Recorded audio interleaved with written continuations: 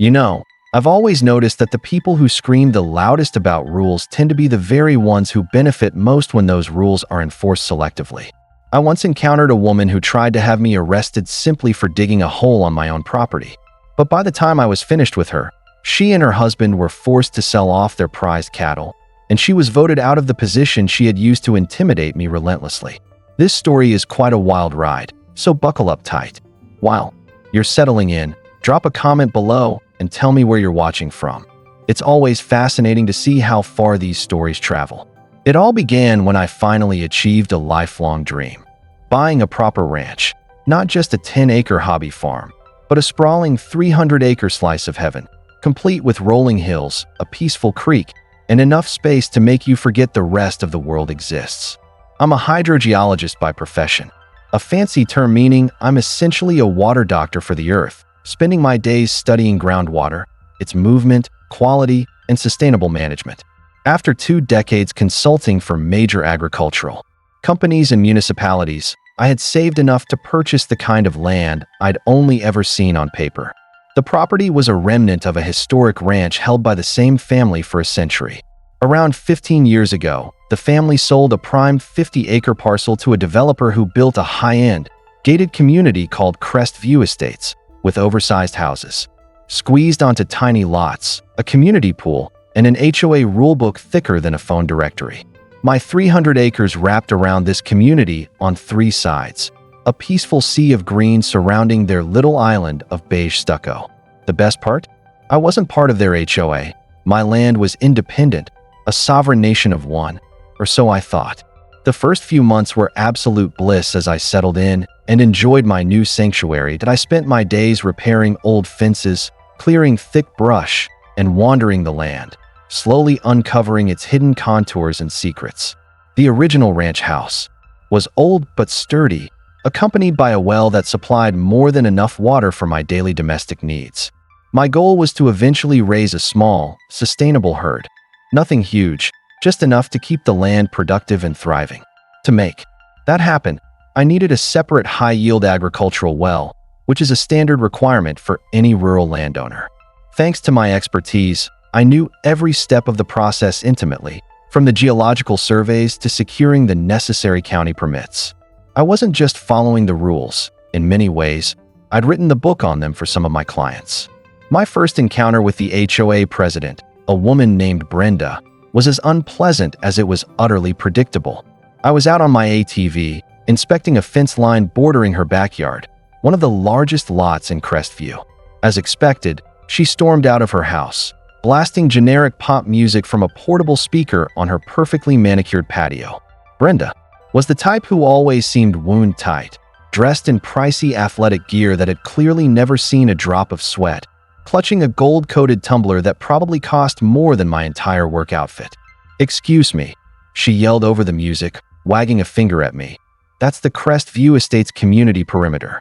You're not allowed to operate motorized vehicles that close to our homes. It's a noise violation." I killed the ATV's engine, and the sudden silence brought the chirping birds back to life. Birds she had just been drowning out with her music.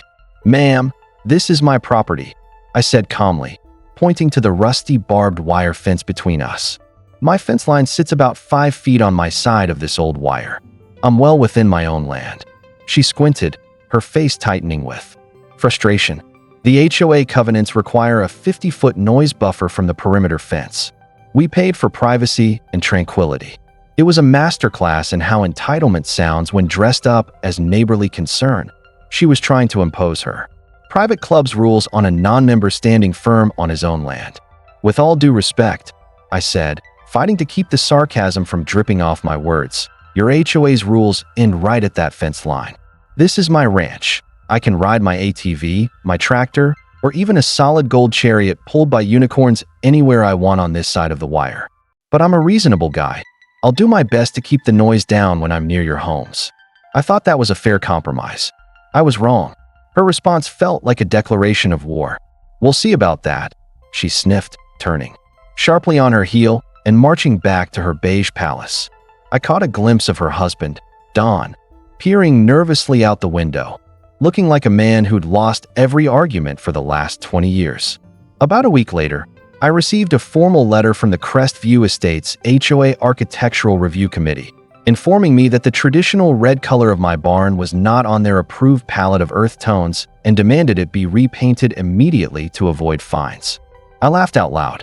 The barn was over half a mile from their nearest house and had stood for 80 years, long before their HOA was even a twinkle in some developer's eye. I tossed the letter in the trash. This was the absurdity I was dealing with. Brenda, queen of a tiny, self-important kingdom, saw my ranch as a vassal state that needed to be brought to heel. That initial ridiculous overreach made me realize any major project I attempted would face maximum resistance. So when I decided to move forward with drilling the new agricultural well, I knew I was walking straight into a fight that I had no idea just how huge this fight would become, or that the very ground beneath our feet held a secret that would ultimately give me the power to dismantle her entire empire. The first step was straightforward: file the paperwork. I submitted my geological survey, detailed well design, and drilling permit application to the county, all by the book and meticulously prepared. Within 2 weeks, the county gave its approval. On the day the drilling rig was set to arrive, I felt a surge of excitement. I was improving my land, making it more valuable and functional, and it felt like a victory. I wasn't naive. I expected Brenda to cause some trouble, maybe send more ridiculous letters or try to rally a petition, but I wildly underestimated how far she was willing to escalate. Early one Tuesday morning, the massive truck-mounted drilling rig rumbled up my long driveway. The crew, seasoned good old boys I'd known professionally for years, got straight to work. The spot I chose was nearly a quarter-mile from the HOA's edge, carefully picked for its geological advantages and to keep a buffer from Brenda's inevitable wrath. But it didn't help. Within an hour, a pristine white Lexus SUV came tearing up my gravel drive, kicking up a cloud of dust and blocking one of the support trucks. Brenda appeared, this time decked out in what I can only describe as a safari chic outfit, complete with a ridiculous linen sun hat. "What is the meaning of this?" she demanded, clearly ready to make a scene. She demanded, gesturing wildly at the rig like it was some crashed UFO. "You're conducting a major industrial operation here. The noise, the dust, it's completely unacceptable." One of the drillers, a burly guy named Hank, just gave me a slow shake of his head, clearly unimpressed. I calmly walked over to Brenda, keeping my voice steady. "Brenda, we've been over this. This is my property. I have a legally issued county permit to drill this water well. We're fully compliant with all regulations." I held up the plastic-sleeved permit for her to see, but she didn't even glance at it.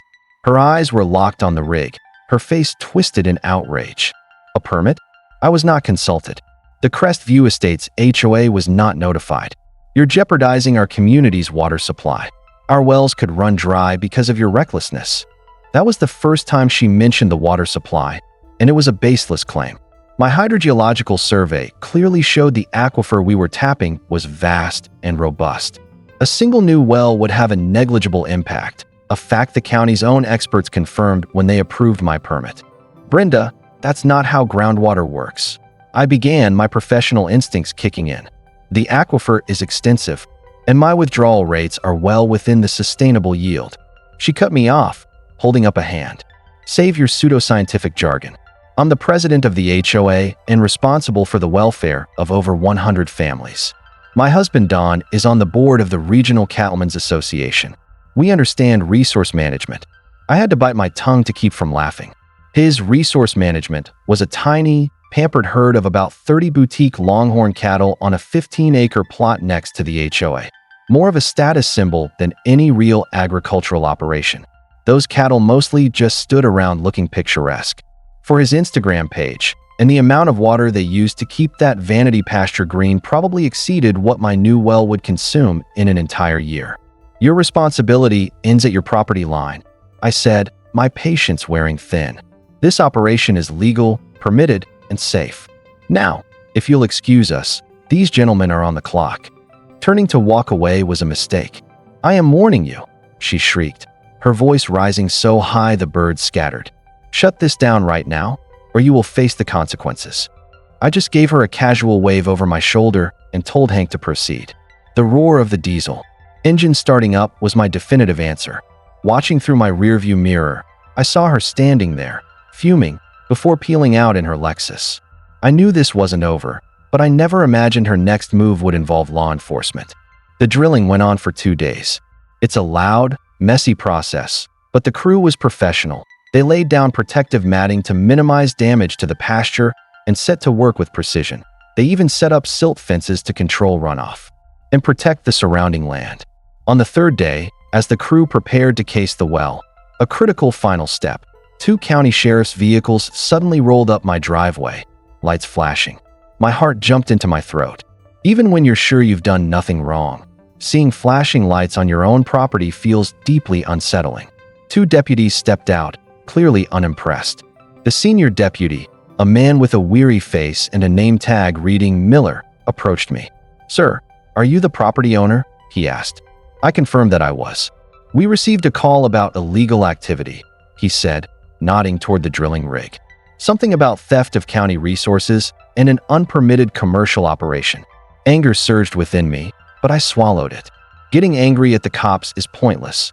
They're just the messengers. "Deputy, my name is protagonist's name," I said, handing over my driver's license. "I'm a hydrogeologist, and this is a permitted agricultural well being drilled on my private property. Here's a copy of the county permit, my geological survey, and the drilling company's license and insurance." I handed him the neat folder I'd kept in my truck exactly for this kind of situation.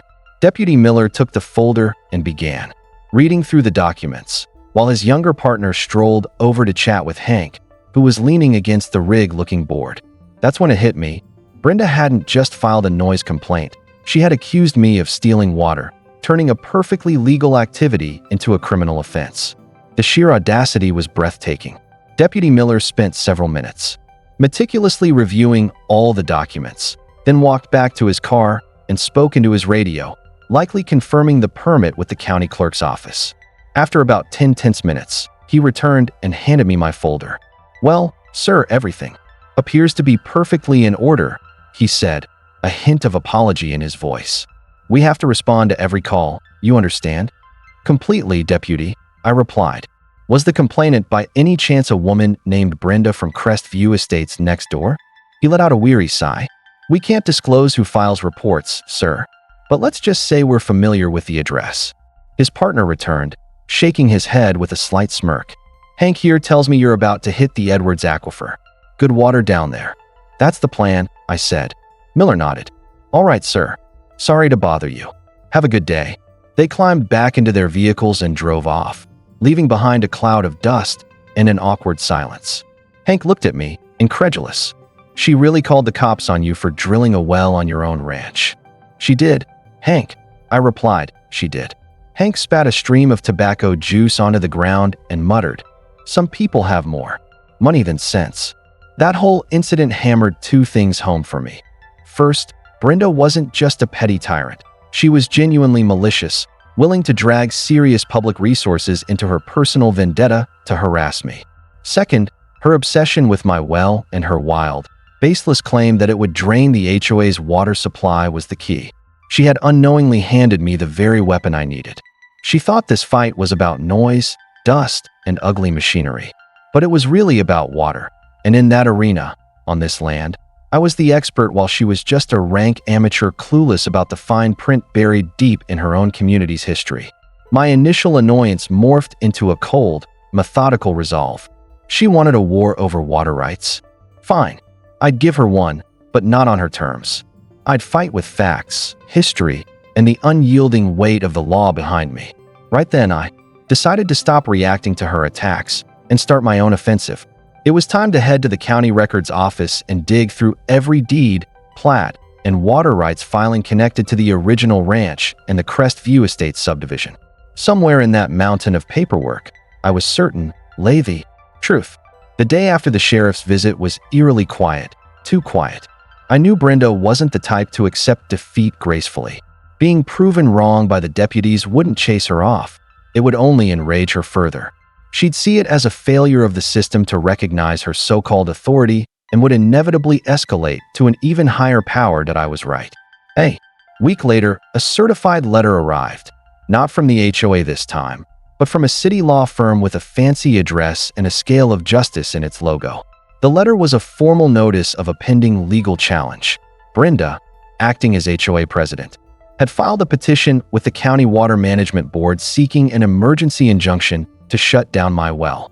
Her petition claimed my well posed an imminent, catastrophic threat to the water supply of Crestview Estates, filled with dramatic, unsubstantiated language about environmental damage and plunging property values, clearly crafted to sound as alarming as possible.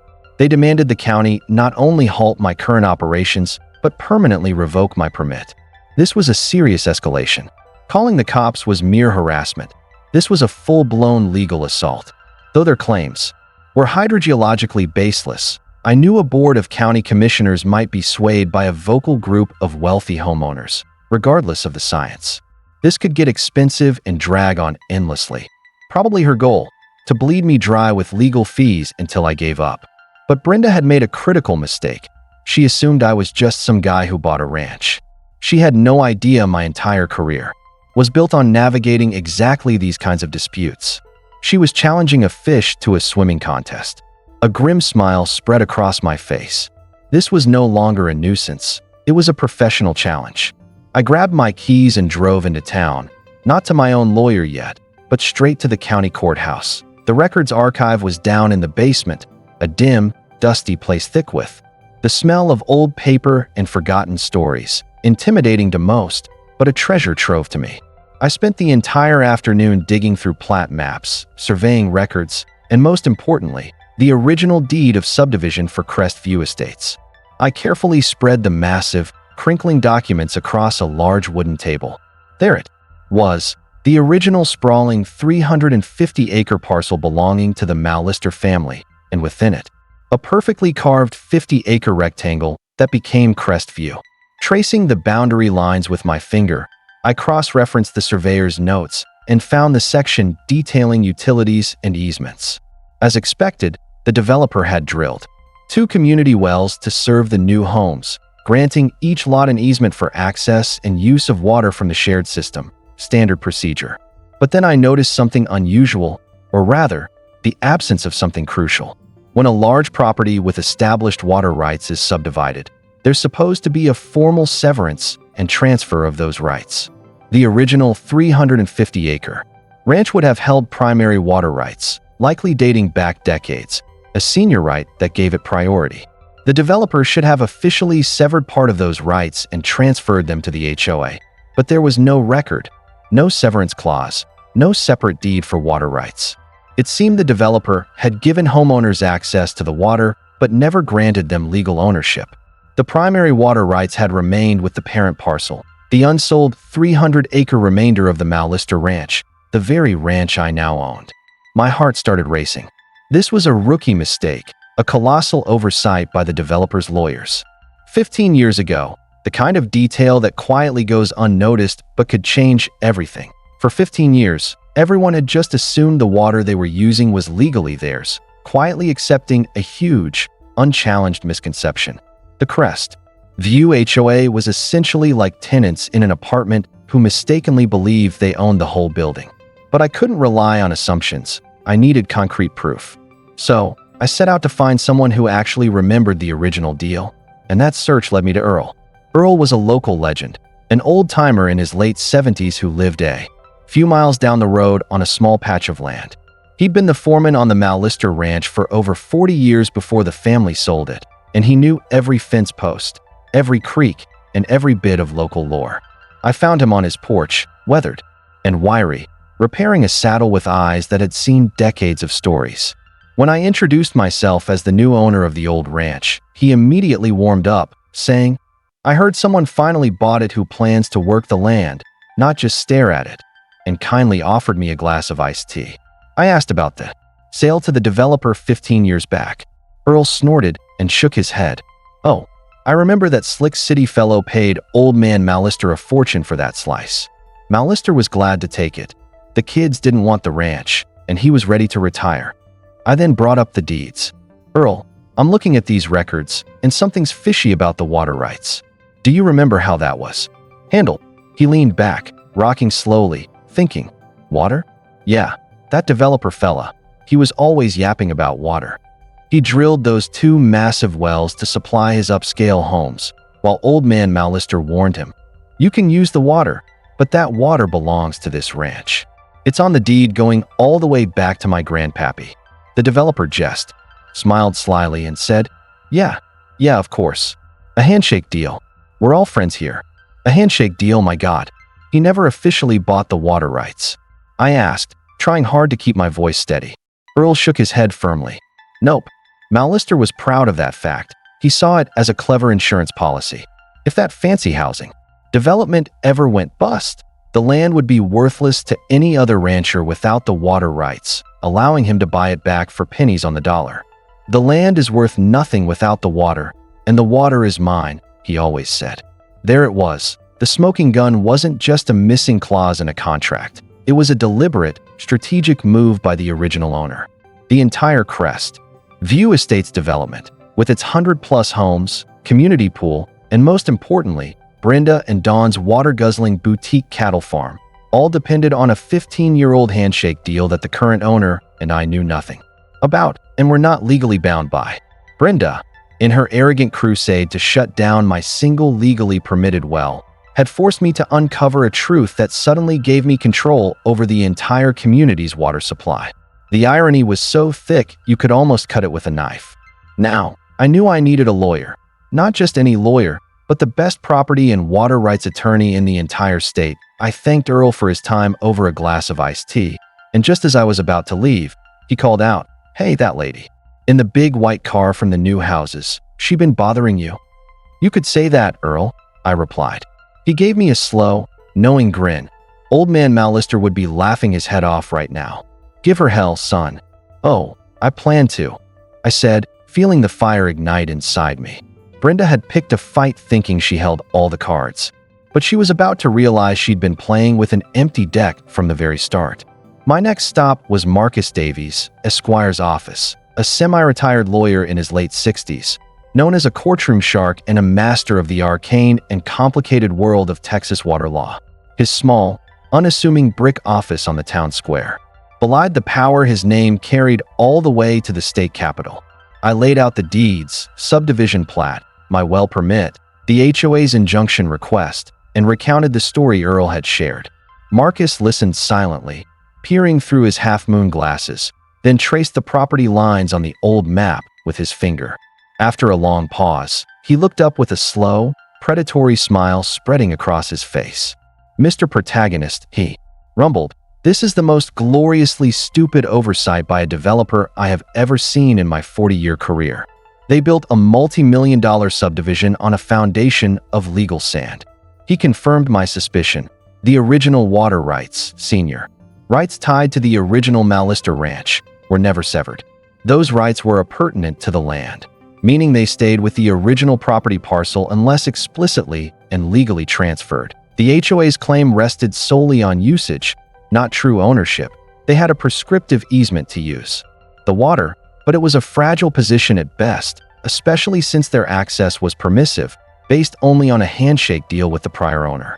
My deed, however, conveyed the entirety of the remaining ranch, including all rights and appurtenances, giving me the clear, controlling interest. "So what does this mean in practice?" I asked.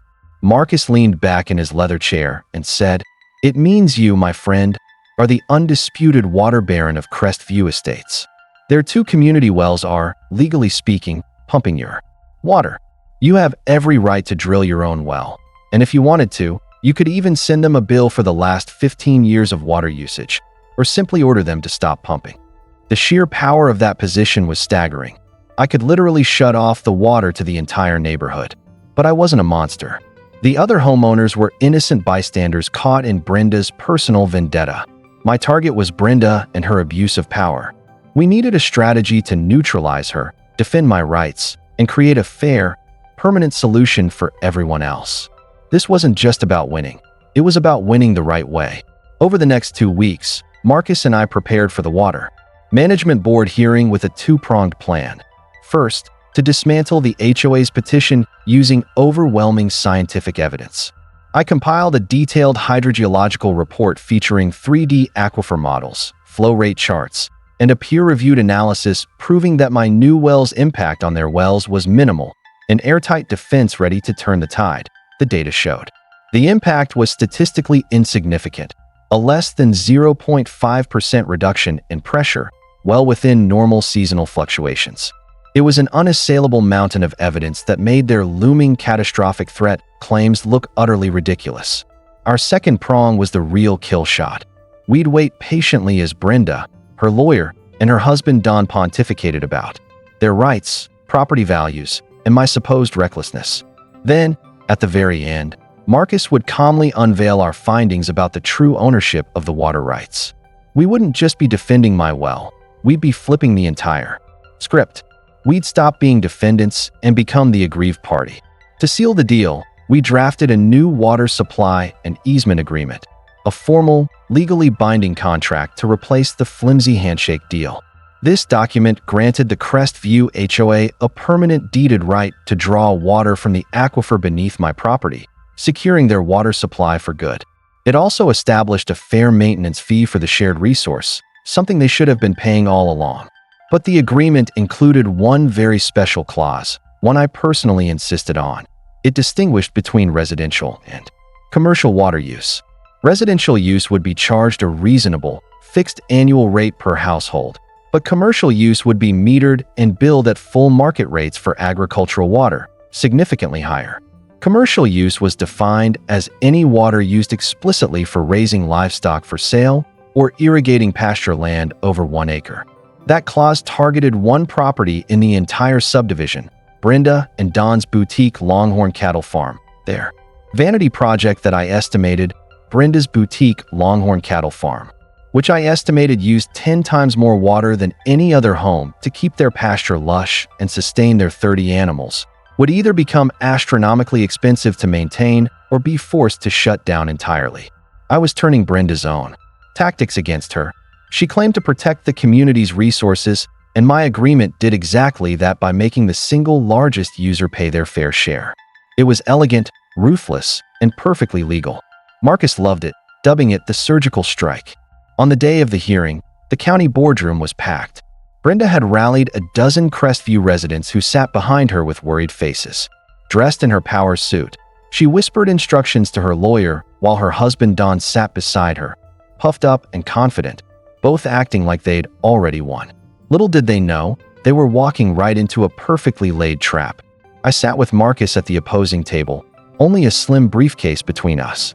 I caught Brenda's eye across the room, and she shot me a look of pure contempt, a smug smirk that said, "You're finished." I just smiled back calmly and patiently. The show was about to begin. She thought she was the director, but she was only an actress who hadn't read the final scene of the script.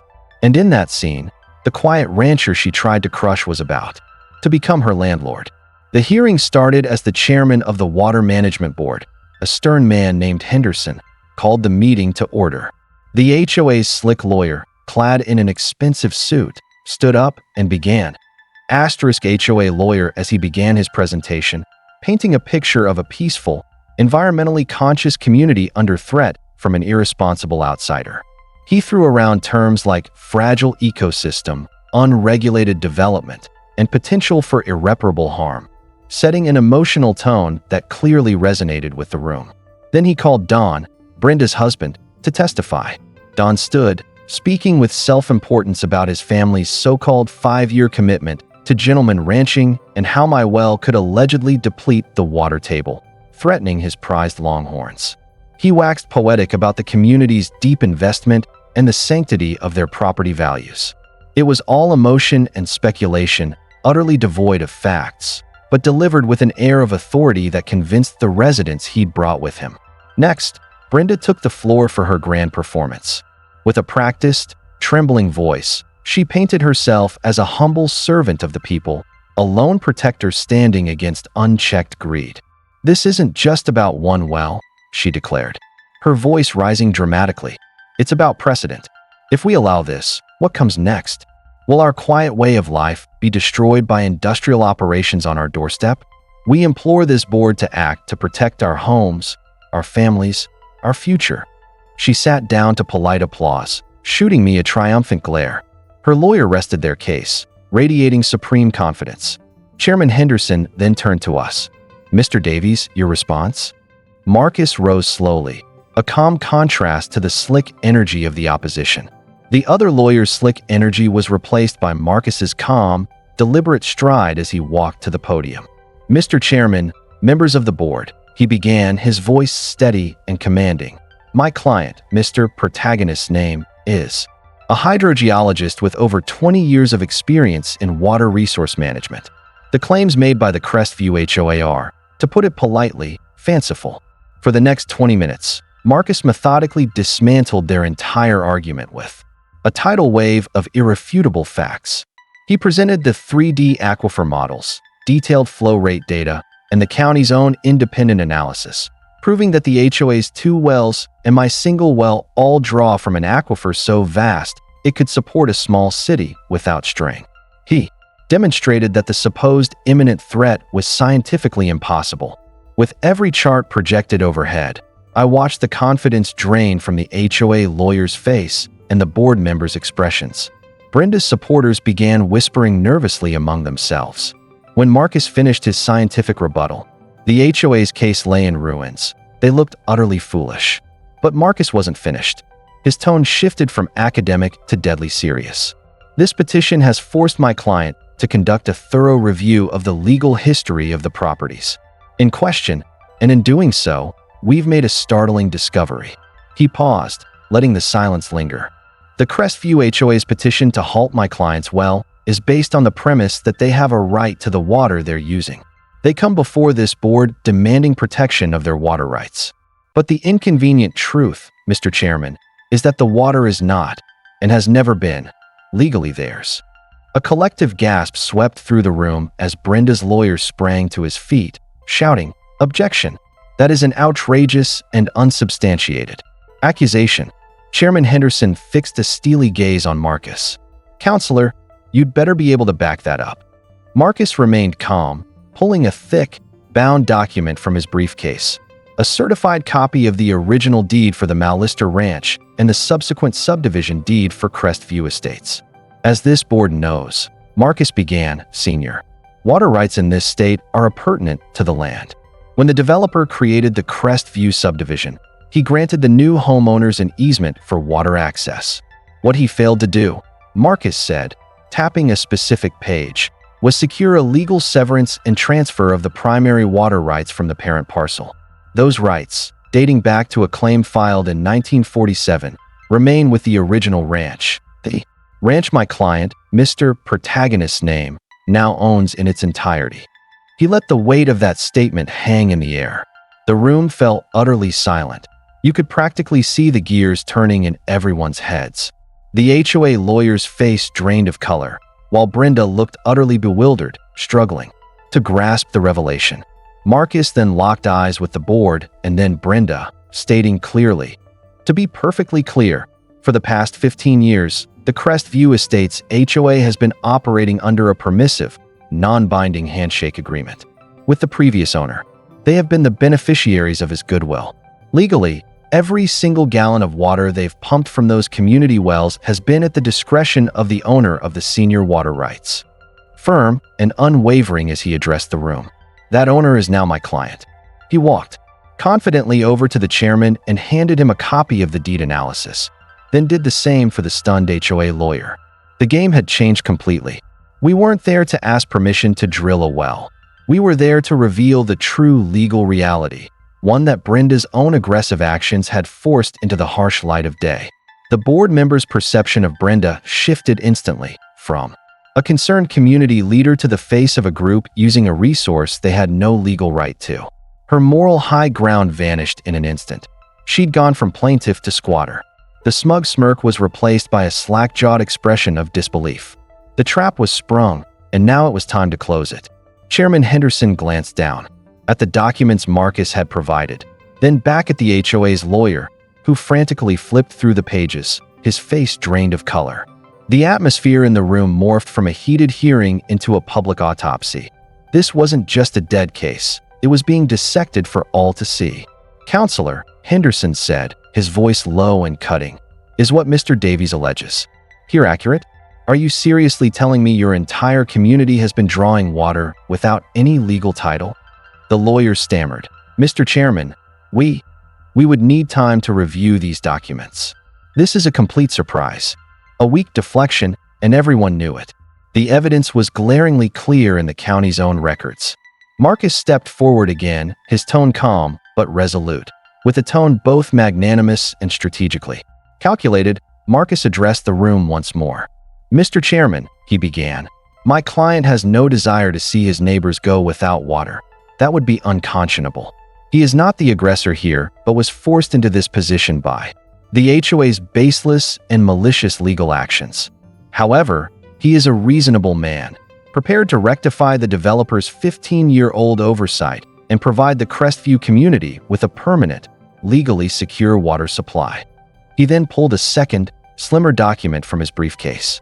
To that end, we have drafted a new water supply and easement agreement, which we are ready to offer to the Crestview Estates HOA for signature today. This agreement will grant them, in perpetuity, the legal right to draw water from the aquifer, solidifying their water future and protecting all the families here. He handed copies to the board and the stunned HOA lawyer. Brenda snatched the document from her lawyer's hand, eyes darting quickly across the page. Marcus continued, this agreement formalizes the relationship and establishes a modest annual fee for residential households, contributing to the long-term management and protection of our shared resource, a concept I'm sure the HOA, as responsible stewards, will appreciate. He paused for effect before delivering the final, devastating blow. The agreement also includes a fair use provision, distinguishing between standard residential consumption and commercial-scale water usage. Any commercial activities, such as irrigating vast pastures or sustaining livestock for profit, will be metered and billed separately at the standard market rates for agricultural water. This ensured no single user could disproportionately strain the water resource at the expense of the entire community. The room fell into a heavy silence, but the weight of the implication hit like a thunderclap. Every homeowner instantly understood. Their water was secured for a modest, reasonable fee, but Don and Brenda's extravagant cattle farm would become financially impossible to maintain overnight. The cost of watering their lush, ornamental pasture and herd of longhorns at commercial rates would be astronomical. I watched Brenda's face as she absorbed that clause. Her shock quickly flushed to a deep, furious red. She fully grasped that she had been surgically targeted and neutralized. Her eyes locked onto mine, burning with a pure, almost impressive hatred. She had waged war to shut down my single well, and in return, I had legally and financially choked her entire lifestyle. Her own petition, her own arrogance, had backfired spectacularly, an epic self-inflicted wound. The HOA lawyer, sensing defeat, whispered urgently to Dawn, whose face had turned a sickly shade of green. The other residents behind them were now animatedly discussing the revelation. Their eyes no longer saw me as the villain, but as the one offering a lifeline, a permanent, fair solution to a problem they hadn't even realized existed. And they viewed Brenda as the reckless instigator who had risked the community's entire water supply over a petty personal vendetta. Her power was dissolving right before us. Mr. Chairman, the HOA lawyer said, his voice stripped of all former confidence. In light of these developments, the Crestview Estates HOA formally withdraws its petition against Mr. Protagonist's name. Henderson nodded slowly. Petition withdrawn, Henderson said grimly, and I would strongly advise you and your clients to seriously consider the generous offer Mr. Davies has put on the table. Just like that, the hearing was over. As people began filing out of the boardroom, a few of the Crestview residents cautiously approached me, not with hostility, but with curiosity. One man shook my hand and asked, "So, we really don't own our water?" "Not technically, no," I replied calmly.